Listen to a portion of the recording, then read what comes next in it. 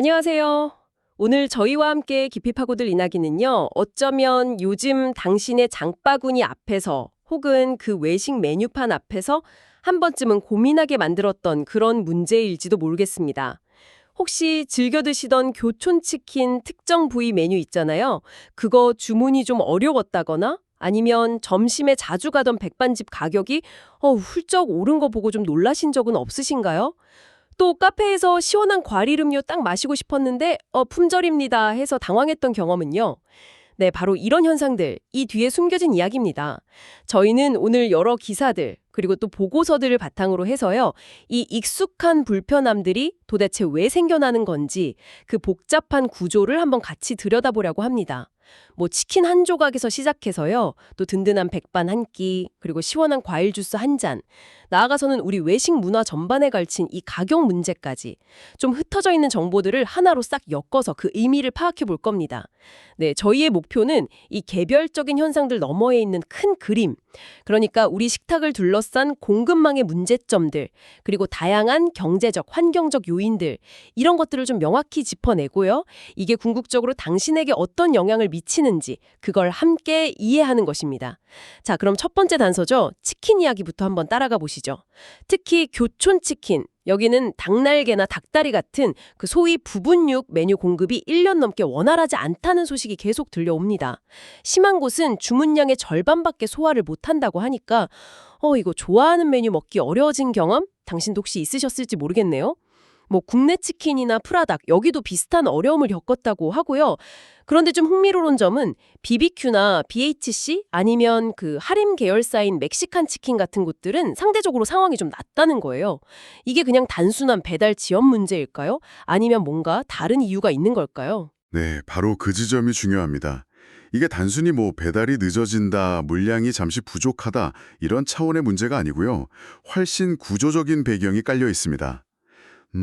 가장 큰 이유는 역시 소비자들이 유독 닭다리나 날개 이런 특정 부위를 선호하는 경향이 강하다는 점이죠.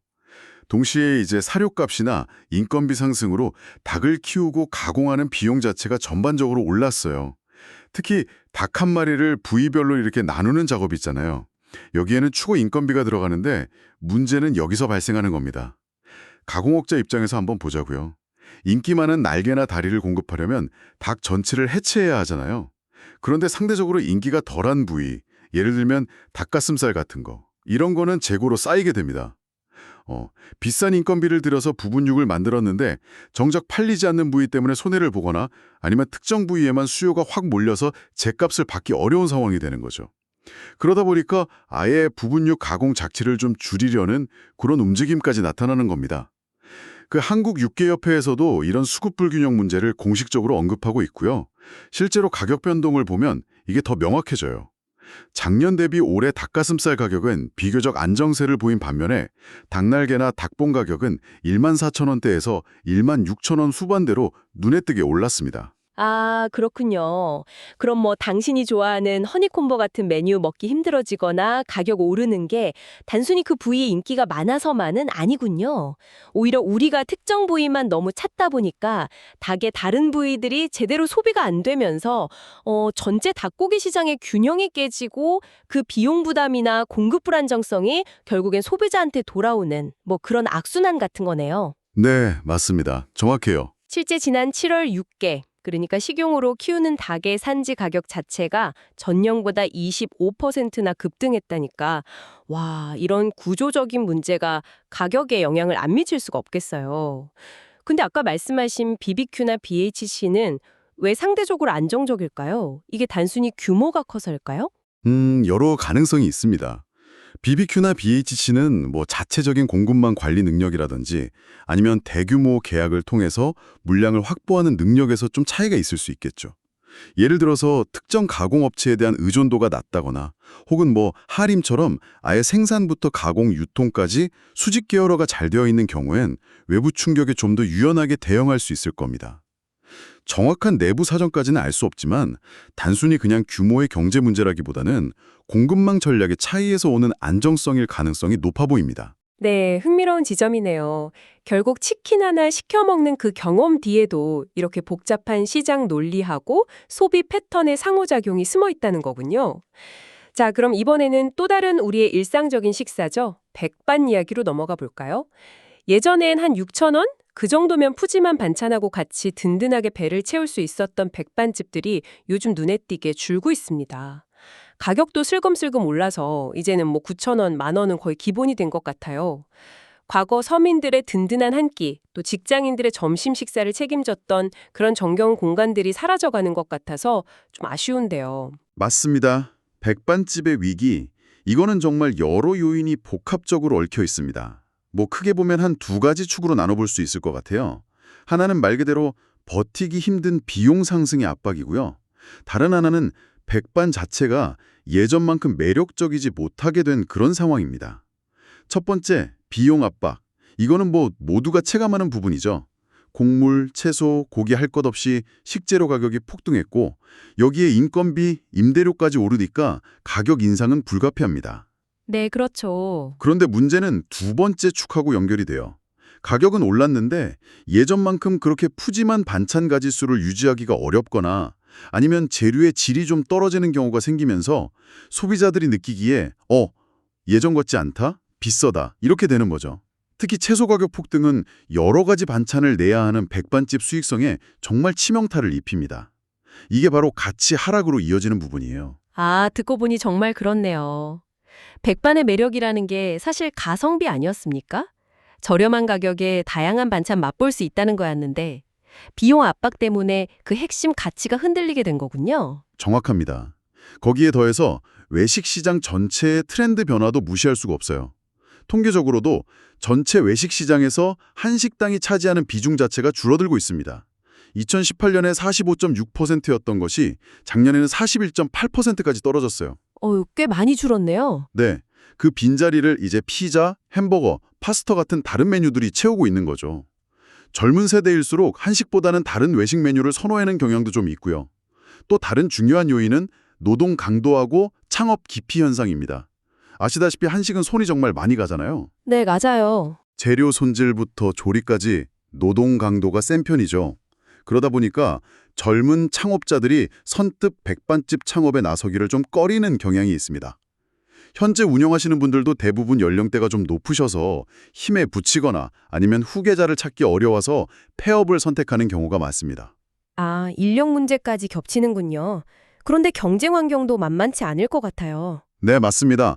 뭐 햄버거 세트나 편의점 도시락처럼 저렴하면서도 간편하게 한 끼를 해결할 수 있는 강력한 경쟁자들이 등장했죠. 게다가 배달의 문화가 확산되면서 소비자들의 선택지가 훨씬 넓어졌습니다.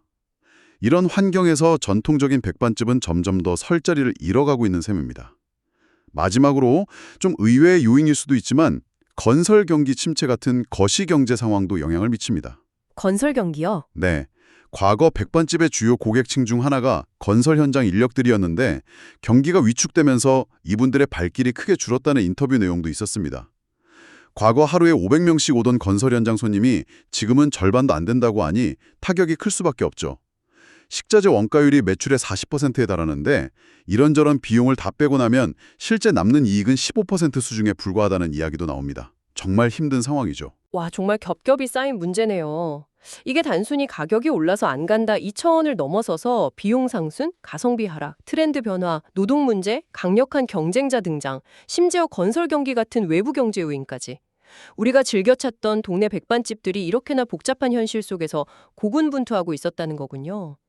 서울 마포나 종로 같은 지역에서 폐업 1순위 업종이 한식 일반 음식점이었다는 통계나 지난 1년간 2,000곳이 넘는 백반집이 문을 닫았다는 소식은 단순히 숫자가 아니라 이런 복합적인 어려움을 보여주는 결과인 셈이네요.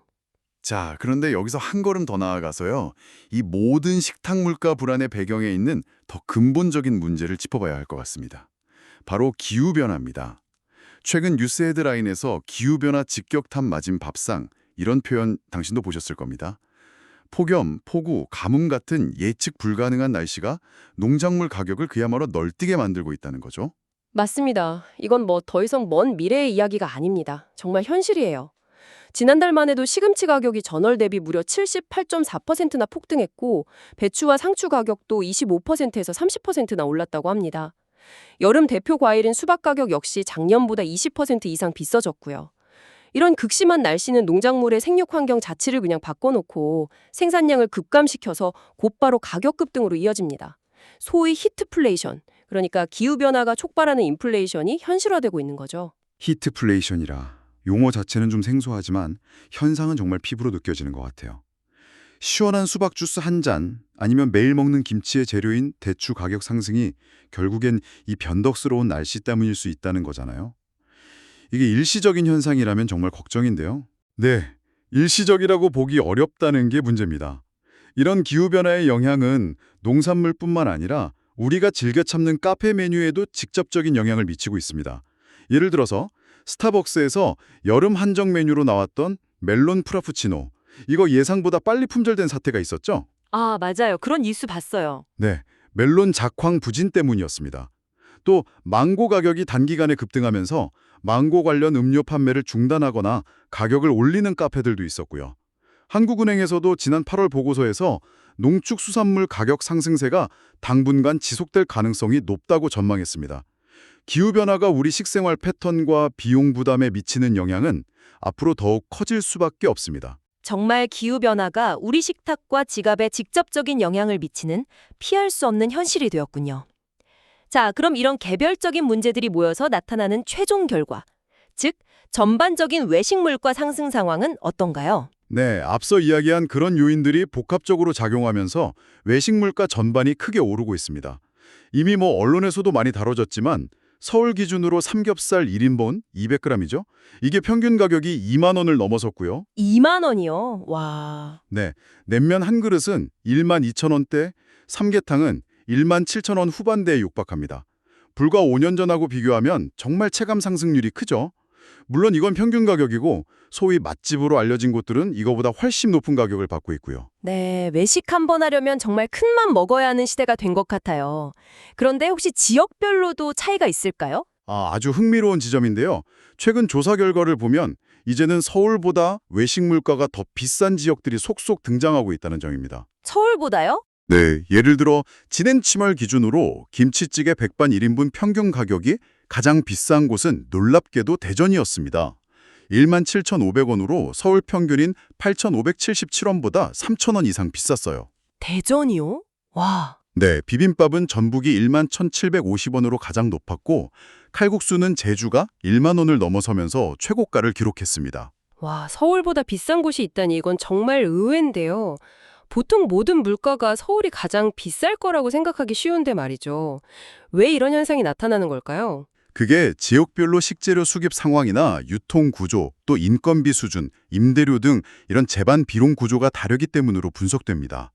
예를 들어 특정 지역에서 많이 나는 식재료를 사용하는 메뉴는 그 지역에서 상대적으로 저렴할 수 있지만 외부에서 들여와야 하는 재료 비중이 높거나 혹은 해당 지역의 인건비나 임대료가 유독 높은 경우에는 서울보다 비싸질 수도 있는 거죠. 물론 반대로 충북이나 전남처럼 특정 메뉴 가격이 전국에서 가장 저렴한 지역도 있습니다.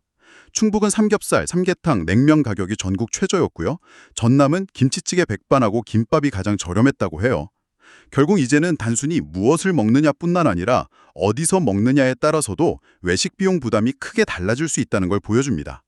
인하대학교 이응희 소비자학과 교수도 언론 인터뷰에서 이상기후로 인한 식재료값 상승이 외식 물가를 전반적으로 끌어올리는 주된 요인이라고 지적하면서 영세소상공인들의 운영비 부담을 덜어줄 수 있는 정부 차원의 지원책 마련이 시급하다고 강조했습니다. 그렇군요. 전국 어디서든 외식 물가 상승 압박이 커지고 있지만 그 양상은 지역별로 다르게 나타날 수 있다는 점, 이것도 우리가 주목해야 할 변화인 것 같습니다.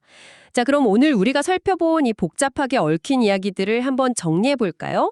오늘 우리는 치킨 부분육 공급난에서 시작해서 사라져가는 백반집의 현실, 또 우리 식탁을 위협하는 기후변화의 영향, 그리고 최종적으로 나타나는 전반적인 외식 물가 상승까지 여러 기사와 자료를 통해 그 배경을 깊이 파고들어 봤습니다. 네, 핵심은 이 문제들이 어느 하나만의 원인으로 설명될 수 없다는 점입니다.